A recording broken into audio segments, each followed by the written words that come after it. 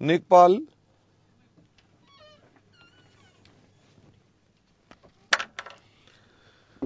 तो preparation of financial statements, तो इसको कौन गवर्न कर रहा है?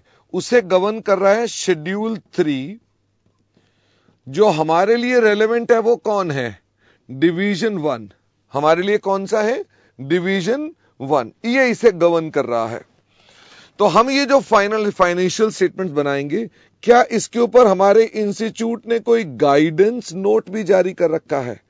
गाइडेंस नोट ऑफ ICAI भी इस पर अवेलेबल है, जिसके हम अनुसार सारा काम कर रहे हैं। पल्लवी बेटा मोबाइल पर चले जाइएगा अगर आपको दिक्कत आएगी तो, ठीक है। फिर हमने आपसे कहा कि हमारे पास जो ये फाइनल अकाउंट्स बनते हैं, इसमें कितनी चीजें होती हैं? क्या इसमें कैश फ्लो भी होती है, या इसमें statement of profit and loss and balance sheet, दो ही चीजें होती हैं? तो इसमें बेसिकली जो चीज होती है वो सिर्फ statement of profit and loss तथा बैलेंस शीट, दो ही चीजें होती हैं। मैं जब बोलता हूं statement of profit and loss, तो प्रॉफिट एंड लॉस अकाउंट जब हम बनाया करते हैं, तो मैंने आपको इसके बारे में बताया था कि इसके मुख्य रूप में दो पार्ट्स हैं। तो एक हमारे पास है इनकम्स और एक हमारे पार्ट है एक्सपेंसेस। मुझे ये बताओ, हम वर्टिकल फॉर्मेट क्यों बनाते हैं? हम वर्टिकल फॉर्मेट क्यों बनाते हैं? क्यों कंपनियों के लिए वर्टिकल फॉर्मेट आ गया? क्यों ट्रेडिंग अकाउंट बंद कर दिया गया? तो उसके बिल्कुल सबने ठीक आंसर देना शुरू कर दिया। फॉर बेटर अंडरस्टैंडिंग ऑफ, किनकी बेटर अंडरस्टैंडिंग? For users. कौन कौन से यूजर्स थे हमारे पास? इन्वेस्टर्स मैंने बताए थे, मैंने लेंडर्स बताए थे, इंप्लॉइज बताए थे, सप्लायर बताए थे, कस्टमर बताए थे, पब्लिक बताई थी, गवर्नमेंट बताई थी। ओके, तो ये हमारे सब लोग हैं जिनके लिए हम काम करते हैं, उनके लिए इजी टू अंडरस्टैंड करने के लिए काम करते हैं। मुझे बताओ, इसके अंदर दो आइटम्स मैंने अभी तक लिखी थी। पहली आइटम कौन सी थी? पहली आइटम थी रेवेन्यू फ्रॉम ऑपरेशंस, RFO। हाँ, तो भाई मैं फिर से यहां पर लिख रहा हूं, यदि ब्लर हो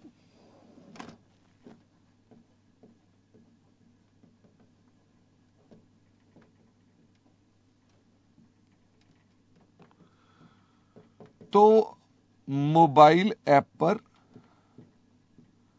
आज क्लास देख लें, क्योंकि हमारे यहां पर इंटरनेट की थोड़ी सी आज प्रॉब्लम चल रही है।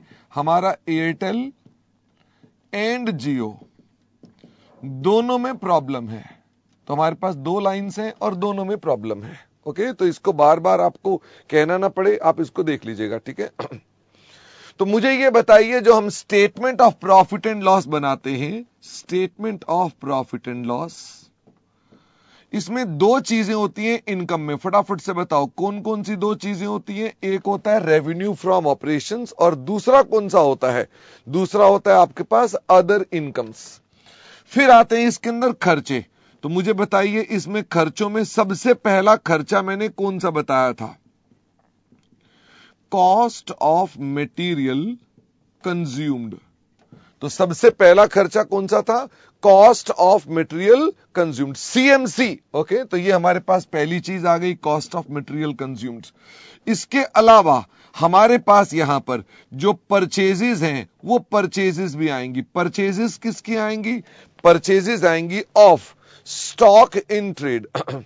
और मुझे ये बताइए कि इसके बाद भी मैंने एक बात कही थी कि इसके बाद आएगा चेंज इन स्टॉक।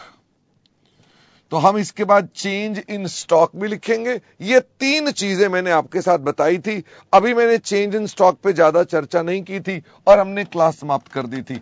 यहां पर मैंने आपको बताना स्टार्ट किया था कि इन्वेंट्री कितने तरह की होती है। मुझे बताइए, इन्वेंट्री कितने तरह की होती है? एक होता है रॉ मटेरियल, एक होता है रॉ मटेरियल यानी कच्चा माल। तो ये हो गया कच्चा माल।